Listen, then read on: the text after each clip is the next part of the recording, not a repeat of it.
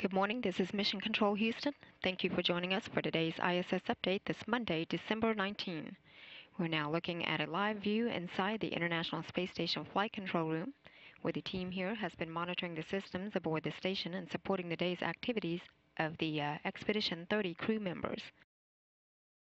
Leading the team here in the Station Flight Control Room today is Flight Director Mike Lammers, seen here on the right-hand side of your screen with Shannon Lucid there next to him, serving as Capcom.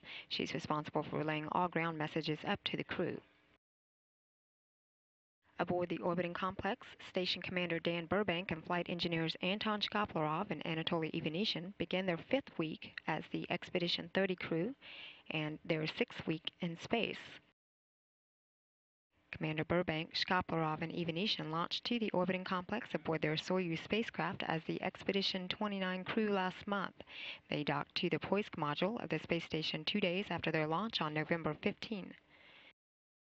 Burbank then assumed command of the station a week after the trio had arrived. Today, he and his crew members complete their 36th consecutive day in space.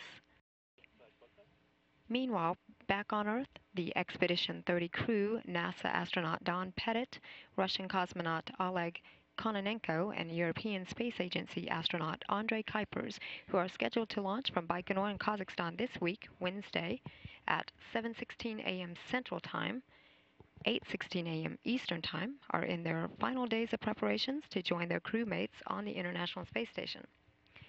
Today, their Soyuz TMA-03M spacecraft rolled out to the pad from which it will launch and now stands poised for the scheduled liftoff this week. The trio there in Baikonur will join the crew aboard the orbiting complex on Friday when their Soyuz spacecraft docks after a 2-day voyage to the station.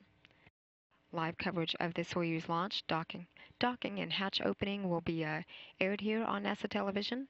That launch coverage will begin on Wednesday morning at 6:30 a.m. Central Time.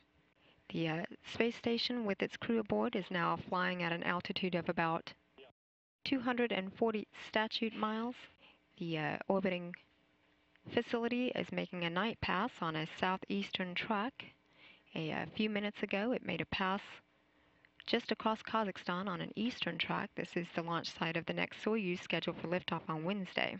This station is now on that southeastern track, making its way across Mongolia and eventually China and the tip of South Korea. The expedition crew kicked off their week this morning with the first of two daily planning conferences as a couple of hours after wake up at midnight Central Time. Planning conferences are held with the ground controllers at mission control centers around the world to review the day's activities and plan for the next set of tasks. The crew will participate in another daily planning conference just before entering its pre-sleep period, a couple hours after today's ISS update hour. The crew is then scheduled to go to bed at 3:30 p.m. Central Time.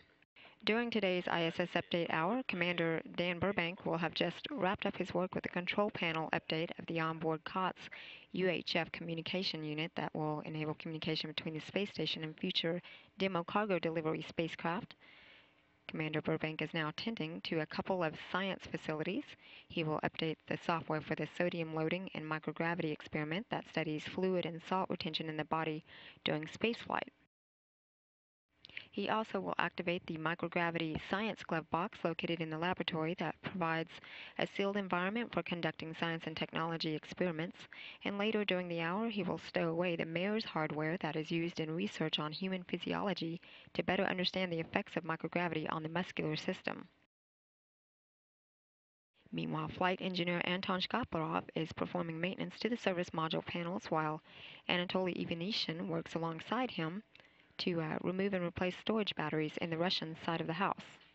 Earlier this morning, Commander Dan Burbank performed a water sample analysis of the onboard water recovery system and transferred the data from the TOCA, or the Total Organic Carbon Analyzer, that was used to analyze water that has been processed and purified, ensuring it is safe for consumption. He then spent some of his morning working with the fluids and combustion facility that houses 2 powered racks that enables research in fluid physics and combustion science. He set up for the preliminary advanced colloids experiment known as PACE to be conducted with the fluids integrated rack that looks at how fluids behave in microgravity. Burbank also had spent the morning working on the treadmill kinematics experiment. He then gathered some of the exercise equipment on board in advance of the arrival of the remainder of expedition crew members this week. The commander also took some time this morning to talk to middle school students via ham radio in Italy. Flight engineers Anton Shkaplerov and Anatoly Ivanishin worked together to unpack items that were brought up on the Progress cargo ship last month. Shkaplerov performed regular maintenance to the Russian life support systems aboard the complex and also began a 24-hour electrocardiogram monitoring that reads his in-motion heart function. Meanwhile, Ivanishin had spent some time this morning changing out the lamps and fuses of the lighting panels in the Russian segment of the space station.